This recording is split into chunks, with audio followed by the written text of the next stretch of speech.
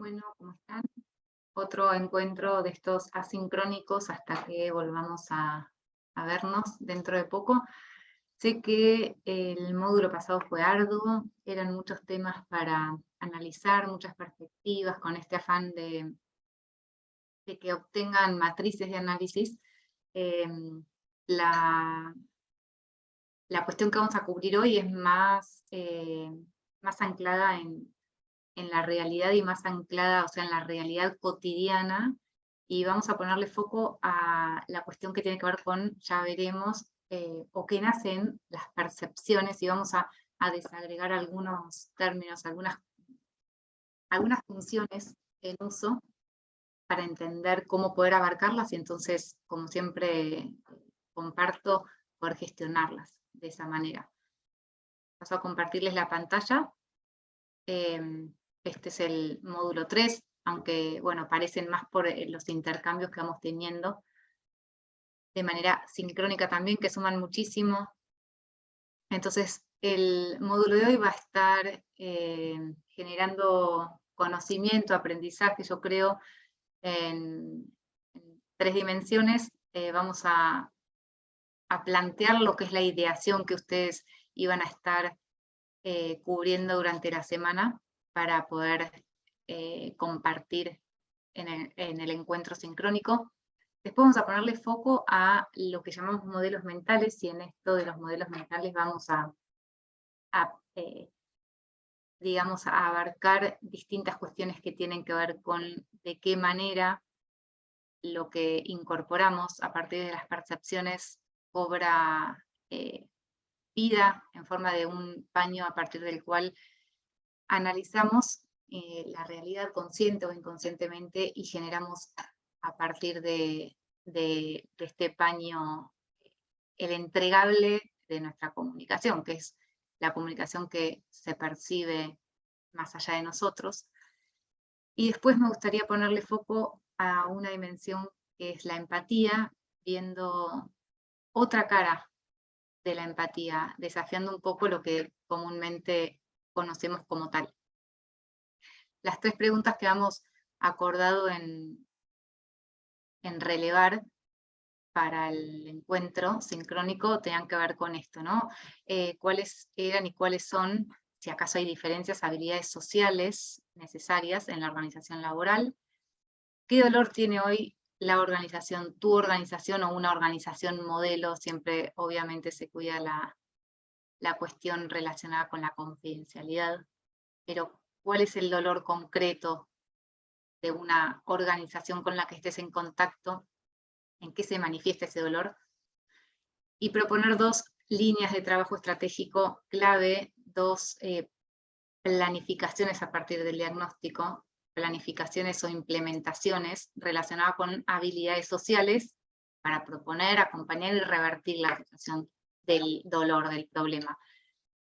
Vamos seguramente a poder alimentar estas 3 preguntas a través de los contenidos del encuentro de ahora.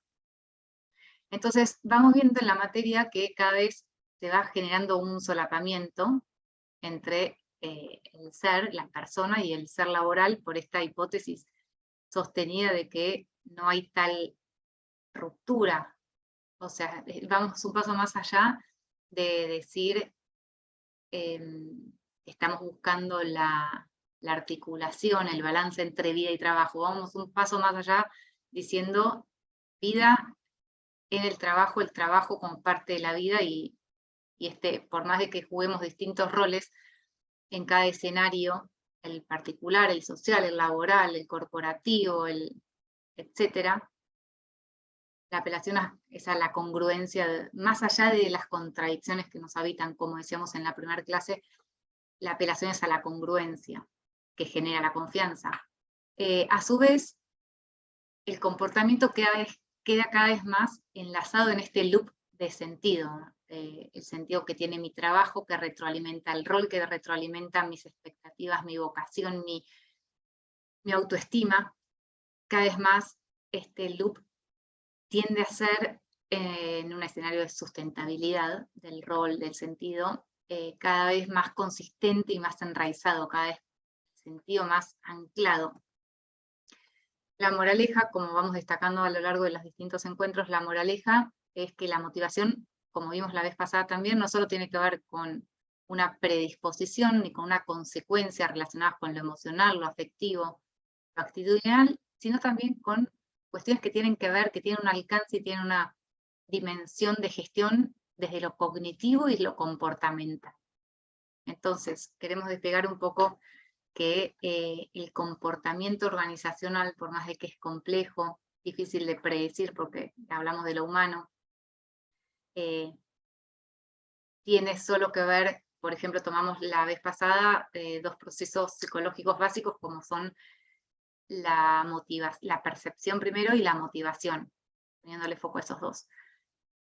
¿De qué manera podemos entender que a pesar de ser psicológicos esos procesos no son solamente, no tienen que ver solamente con lo emocional, con lo actitudinal, con lo afectivo, por si acaso hay algún sesgo al entender que lo psicológico es eso, sino también con cuestiones más duras de entregable de vuelta de la acción, del comportamiento, de lo cognitivo, de lo mental, para endurecerlo un poco más.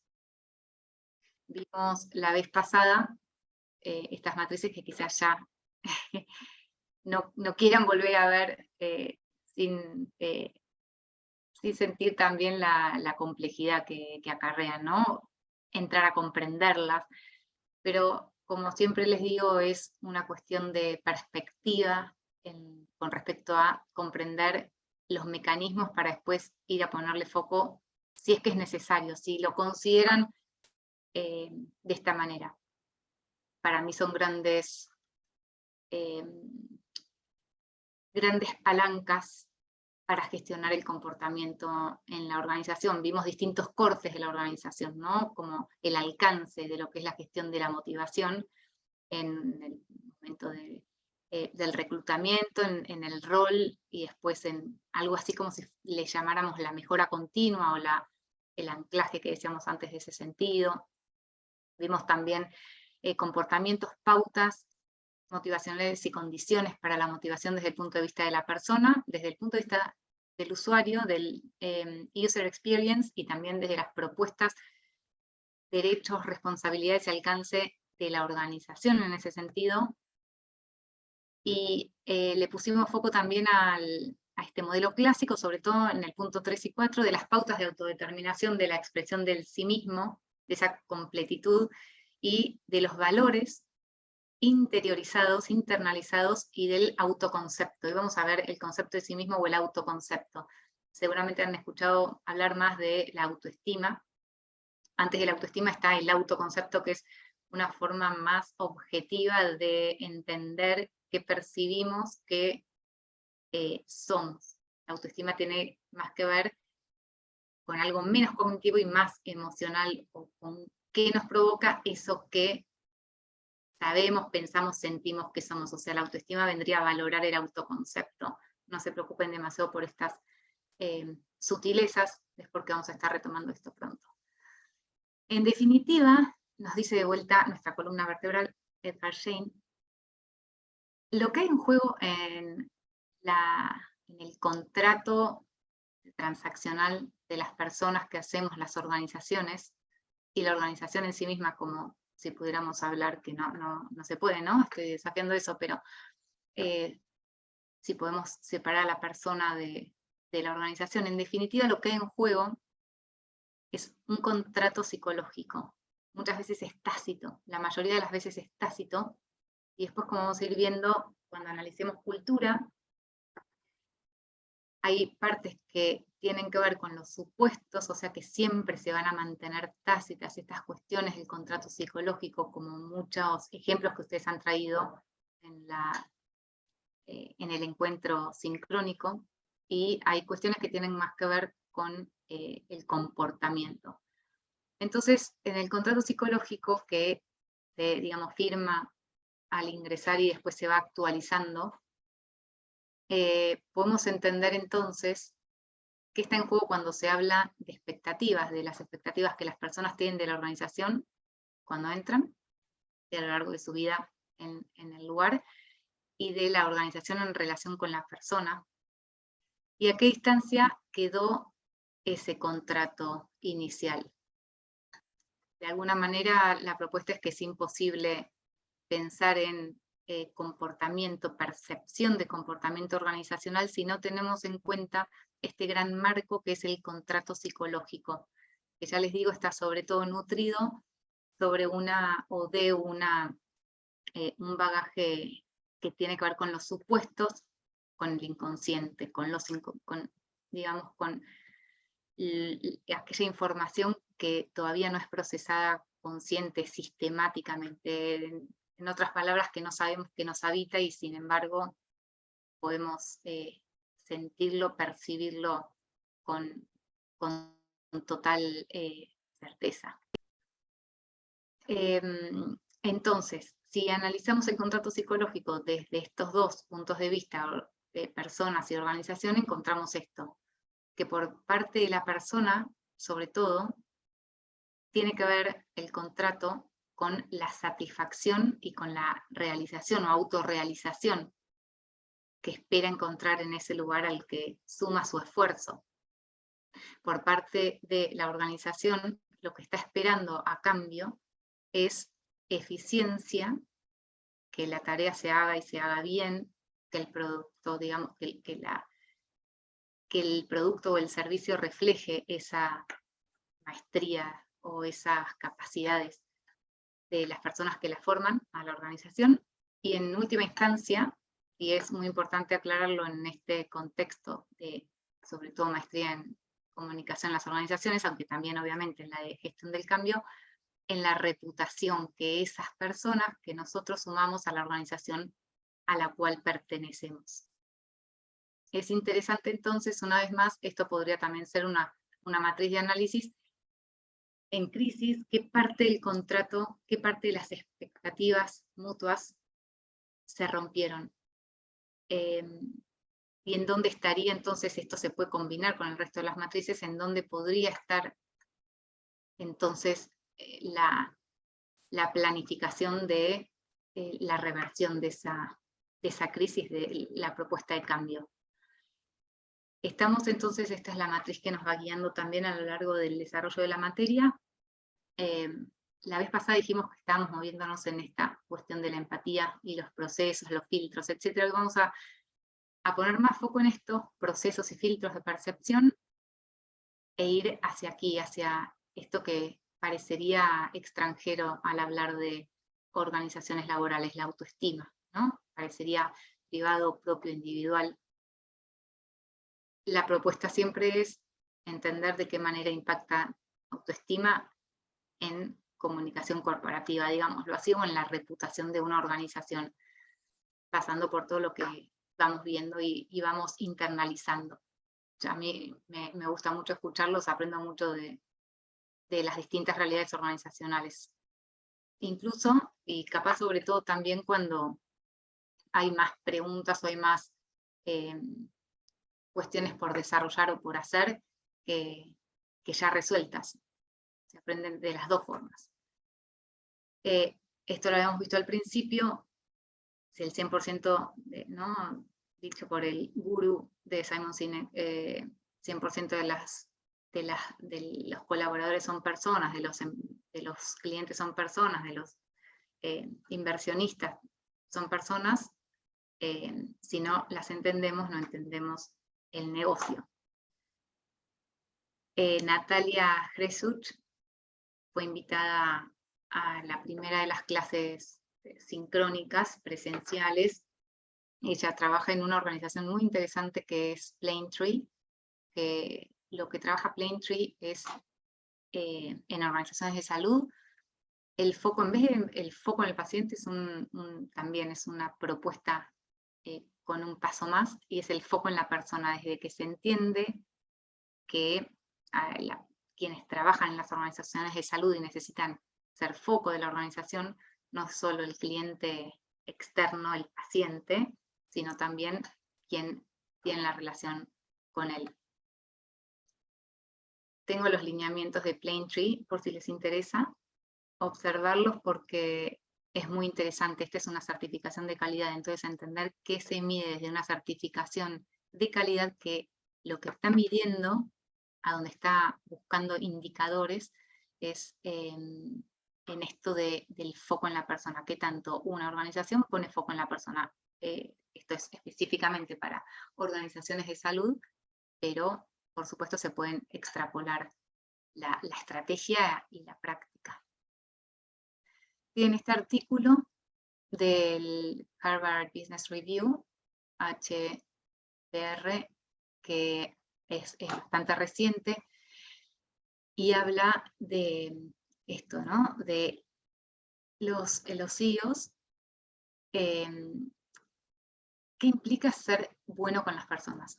Algo así como en todas las competencias y las habilidades de los CEOs, también se le ha puesto foco, se le pone foco para entender una habilidad, una competencia, una forma de liderar, de liderazgo, que tiene que ver con esto. ¿Cuándo es que son, cómo es que son buenos con la gente? Tienen don de gente, tienen, bueno, esto que a nosotros nos está ocupando. Por eso, tantas veces como les había mostrado en la primera o segunda clase con cuando gestionamos, ustedes, ¿no? Que gestionan o que tienen en su campo la gestión de la reputación en las organizaciones, en qué medida también, sobre todo, se generan crisis también de la identidad, del rol y de la vocación al gestionar en una organización que nos es extraña, con la que no estamos de acuerdo. Eso lo veíamos con el Clearance House y los despidos masivos del rey de Inglaterra cuando sucedió, bueno, la conmemoración en todo el proceso de duelo de la reina. Y en este caso, esto también es muy reciente, de la semana pasada, Elon Musk liderando una organización que se basa en la generación de confianza, bueno, como todo, ninguna organización es perfecta, ¿no? Pero ni en su propuesta de valor.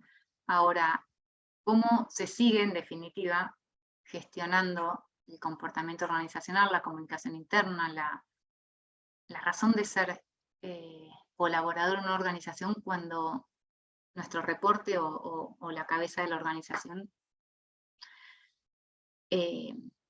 falla o se aleja del contrato que nosotros tácitamente habíamos hecho con ella o con él?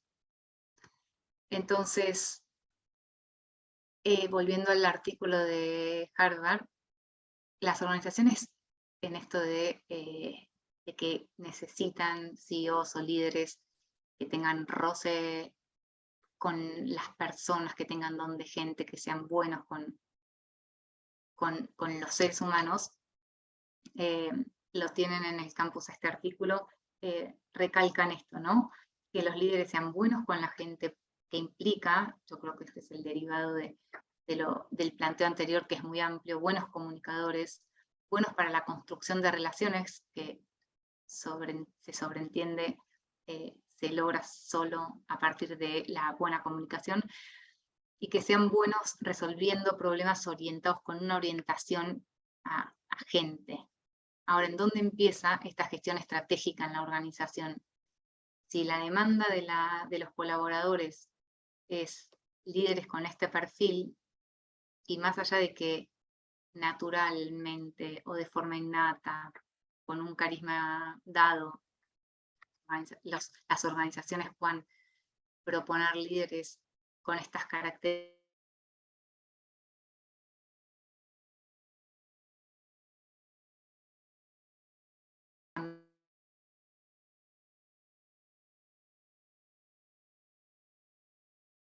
digo, si la demanda es esta por una cuestión de la fuerza laboral, si la demanda es esta, ¿en qué medida esto se planifica para que pueda lograrse? Entonces es donde volvemos al planteo que que yo les hacía al principio para revisar después juntos, ¿no? En esto, habilidades sociales, volvemos a este punto, que son las habilidades sociales. O sea, no cabe duda de que son necesarias. No cabe duda, y como una presión más que no caber duda, es un requerimiento, una demanda. Ahora, ¿por dónde empieza esta propuesta? ¿O se queda sino en una cuestión idealista, ingenua? Ustedes saben que esto también está en el artículo, me pareció un dato interesante, que esto, mientras nosotros nos ocupamos de mapear estas social skills, estas habilidades sociales, muchas veces las organizaciones generaban esta movida de expats, de los expatriados, llevaban a una persona con potencial de liderazgo a vivir afuera, a mudarse, digamos, a rehacerse, regenerar su vida y la de su núcleo familiar en situaciones extremas, tan extremas como puede ser vivir lejos de desarraigo, para que pudieran lograr así las habilidades sociales, para que entonces, lejos de su zona de confort, pudieran desarrollar competencias, habilidades que de manera transversal, indirecta, etcétera, pudieran apoyar su función su función técnica, ¿no? O sea, cual fuera el área de desempeño, marketing, finanzas, logística, pero era una práctica muy común, es una práctica muy común, ahora yo creo que a partir de la pandemia cambió mucho, pero esto de sumar habilidades sociales extra al rol corporativo, digamos, natural. Se pasó también, hubo un shifting en relación a, bueno, esto es una habilidad deseable para un líder, esta es una habilidad imprescindible para liderar. Entonces, estando de acuerdo, porque vieron que es fácil estar de acuerdo, sí, necesitamos habilidades sociales, el problema, quizás el único problema, es que aún no queda establecido, más allá de reconocer su importancia, cómo medir las competencias interpersonales, cómo establecer cuáles son las habilidades sociales, estas de las que hablamos, de la calidad de las competencias interpersonales. Podemos decir entonces, solo conocemos sus consecuencias, y sobre todo cuando fallan. Podemos decir, le faltaba don de gente, le faltaba visión de equipo, le faltaba a este líder le renuncian porque no tiene las competencias necesarias de comunicación, de generación de confianza, de empatía, etc. Ahora, ¿cómo se miden antes? Y entonces, antes de medirlas, ¿cómo se planifican, no?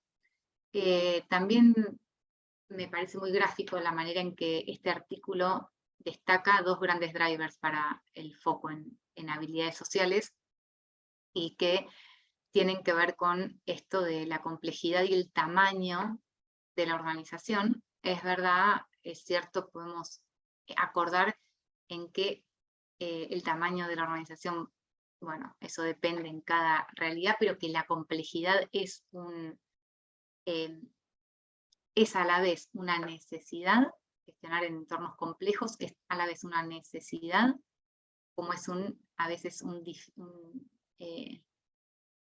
stopper o un dificultor, digámoslo así, no sé si existe esa palabra, para poder generar o para poder trascender el rol en las habilidades interpersonales, que son en definitiva habilidades de comunicación, o se podrían englobar en habilidades de comunicación de calidad. Y otro driver también tiene que ver con el avance de la tecnología en el proceso de información. Fíjense, a mí me parece al menos que estas dos situaciones, estas dos características, tienen que ver tanto con esto que les decía, con la necesidad. Entonces, a mayor complejidad o organizaciones más grandes, instituciones más complejas, culturas que se encuentran, ¿no?, en esto de las fusiones, bueno, las startups y las empresas de tecnología tienen mucho de esto.